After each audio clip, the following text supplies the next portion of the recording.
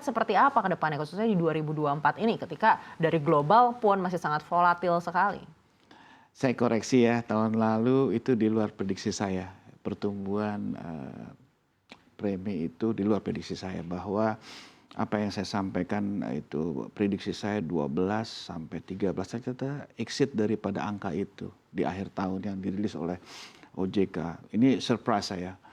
Tapi saya juga lihat ini tidak lebih kita dibantu oleh sektor perbankan ya, dari perbankan Himbara, Asbanda, di mana di akhir tahun menjelang akhir tahun itu khususnya Himbara itu mengucurkan namanya kredit usaha raya yang cukup luar biasa, sehingga ini sangat mendongkrak perolehan premi kita di akhir tahun, sehingga pertumbuhan kita tahun lalu itu sementara yang ada di catatan saya di asosiasi itu kurang lebih di angka 17%.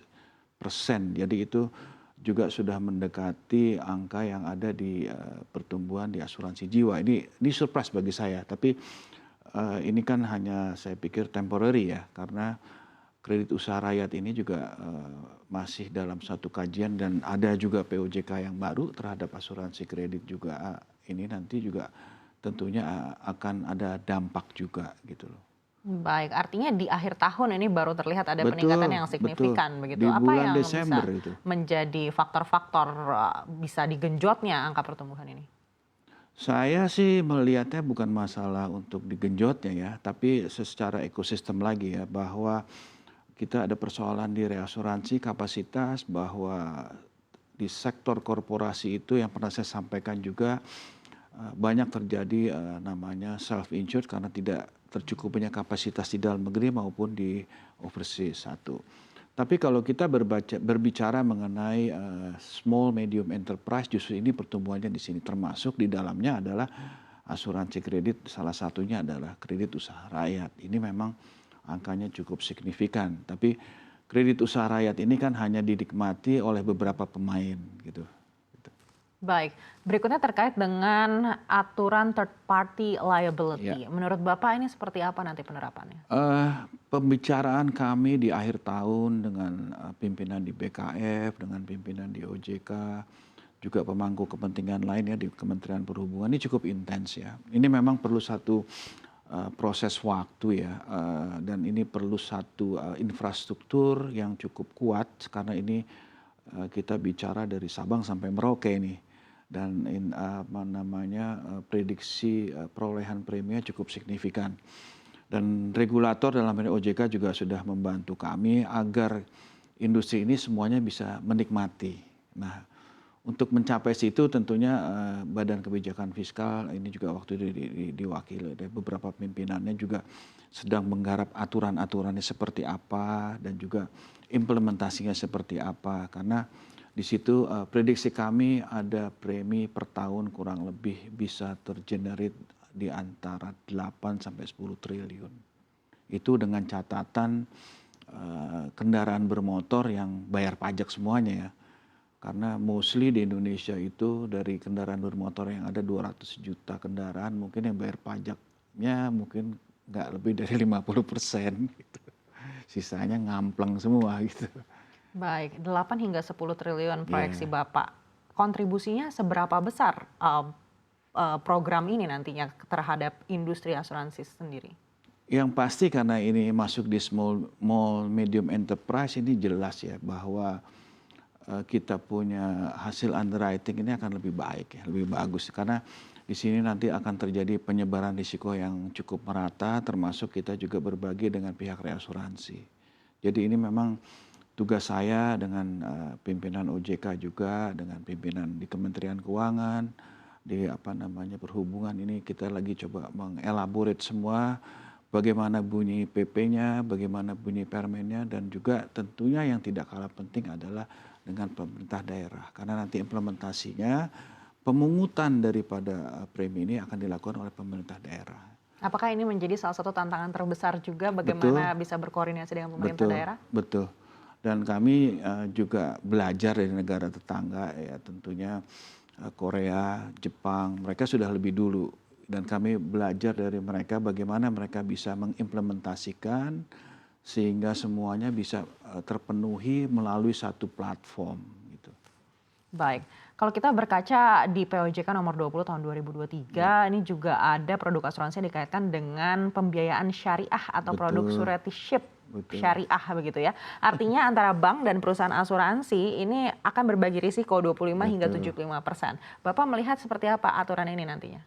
Kembali lagi, ini juga sudah melalui satu proses diskusi yang cukup panjang dan masukan ke pihak regulator. Memang seperti yang pernah saya sampaikan, kita di asuransi kredit ini memang cukup cukup bleeding atau cukup berdarah ya hasilnya. Tapi OJK cukup tanggap cepat bahwa mereka langsung melihat untuk dilakukan satu deregulasi. Nah, muncullah apa yang tadi disampaikan, salah satunya namanya risk sharing, di mana pihak perbankan harus menanggung 25% dan kami menanggung 75%. Dari segi proses assessment-nya dan dari segi underwriting-nya saya pikir ini sangat-sangat baik. Tapi tentunya ada satu hal yang menjadi PR juga, yaitu jangka waktu pertanggungan hanya dibatasi 5 tahun. Sedangkan kita tahu untuk kredit konsumtif rata-rata 10-15 tahun. Persoalannya bagaimana sisa daripada jangka waktu itu. Nah, ini juga kita coba lagi cari jalan keluarnya, kita bicarakan kembali dengan pihak Himbara, Asbanda, tentunya supaya semuanya win-win gitu loh. Baik, bicara kredit, saya jadi mengingat aturan terkait dengan restrukturisasi ini yang Betul, katanya akan dicabut oleh pemerintah betul. begitu. Tanggapan dari asuransi sendiri seperti apa kalau ternyata perbankan justru menolak untuk mengalihkan restrukturisasi ketika pandemi ini menjadi restrukturisasi biasa? Saya lagi melihat angkanya dulu, statistiknya berapa sih dampak di kita. Karena jujur bahwa pemain yang bermain di asuransi ini kan limited, hanya terbatas. Portfolionya seperti apa, dampaknya juga seperti apa gitu. Tentunya ini menjadi PR kita. Ya nanti tentunya karena sekarang saya yakin OJK yang saat ini cukup komunikatif ya, baik yang ada di bawah perusahaan asuransi maupun di perbankan. Jadi saya pikir komunikasi-komunikasi bisa terbangun dan tentunya ada satu jalan keluarnya tanpa kita menabrak satu tata kelola yang sudah ada. Baik, kalau secara general saja, apakah Bapak melihat 10 anggota yang tadi Bapak bilang bermasalah ini juga mungkin Bukan akan bermasalah. ditimpa lagi dengan masalah restrukturisasi? Kebetulan sih dari 10 tidak saya lihat ada yang langsung terkena imbas dari restrukturisasi. Lebih kepada mereka ini bagaimana bisa menumbuhkan pendapatan premi, meningkatkan profitabilitasnya sehingga ekuitas itu bisa mencapai angka 250 gitu loh. Baik, tapi tidak langsung terkait Tidak. dengan masalah Iya, restrukturisasi ini. tidak, betul. Baik, dari pantauan Bapak, mungkin di luar 10 anggota yang tadi Bapak sampaikan, apakah ada juga yang mungkin akan bermasalah dengan aturan terkait dengan restrukturisasi ini? Saya belum melihat ke arah sana ya, saya belum melihat. Tapi kalau sampai ada ya saya tentunya akan melakukan sesuatu komunikasi ya untuk jangan sampai lebih istilah lebih dalam lagi gitu loh. Karena ini harus diselamatkan karena jelas di 2026 kita dihadapkan suatu persoalan yaitu peningkatan ekuitas atau permodalan gitu loh. Baik, berikutnya terkait dengan asuransi syariah juga. Ada batas ketentuan Ya. modal yang juga disebutkan oleh OJK. Apakah menurut Bapak ini akan memberatkan pertumbuhan asuransi syariah sendiri yang saat ini juga sebenarnya belum kita lihat terlalu tinggi secara signifikan dibandingkan dengan asuransi konvensional? Di catatan kami memang ada 4 perusahaan asuransi umum yang mengembalikan izinnya ya. Mereka tidak spin off tapi mengembalikan izin kepada regulator. Memang sisanya yang saya juga coba mapping ada yang untuk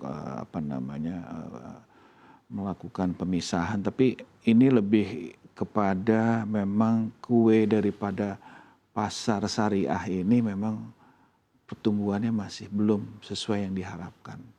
Ya harapannya tentunya kami pemerintah juga kembali sebenarnya dan seyogianya dengan adanya Pak Ma'ruf Amin sebagai pakarnya syariah dan juga menjadi soho gurunya syariah dan kebetulan beliau saat ini menjadi wakil presiden, harusnya pertumbuhan yang cukup signifikan bisa terjadi di sektor asuransi syariah gitu. Tapi saya lihat ternyata juga nggak semudah apa yang diomongkan atau dibicarakan, karena di sini kita tahu ada dua ormas besar, yaitu Nahdlatul Ulama maupun Muhammadiyah, juga ternyata mereka pun nggak sepenuhnya mendorong industri asuransi yang berbasis syariah atau perbankan yang berbasis syariah gitu. Baik.